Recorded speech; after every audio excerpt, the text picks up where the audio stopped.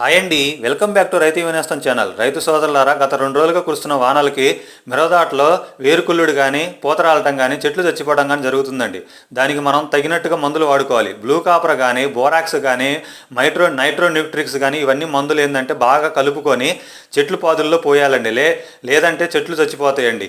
మరి చెట్లు ఆకుల మీద మచ్చలు కానీ కాయల మీద మచ్చలు కానీ ఉంటుందండి. దానికి మరి మనం మందులు చూసుకున్నట్లయితే ప్లాంటోమైసిన్ కానీ ఎంట్రకాలు వాడినట్లయితే ఆ చెట్టుకి యొక్క ఆకులకు కానీ కాయల యొక్క మచ్చలు అనేది పోతుందండి. తర్వాత లద్దె పురుగు కానీ పొగాకు పురుగు కానీ ఇవన్నీ పురుగులకి మనం మందులైతే వాడాలండి. అది మటాష్ కానీ లేకపోతే టాటా వాడితే రిలాన్ కానీ వాడాలండి. మరి 319 వాడటం వల్ల ఏంటంటే నేలలో సారవంతమైన బలం ఉంటుందండి. తర్వాత వయాగో డెలిగేట్ వాడినట్లయితే ఈ దశలో వాడినట్లయితే అధిక పూత రావటం అధికంగా జరుగుతుందండి. Thank you for watching.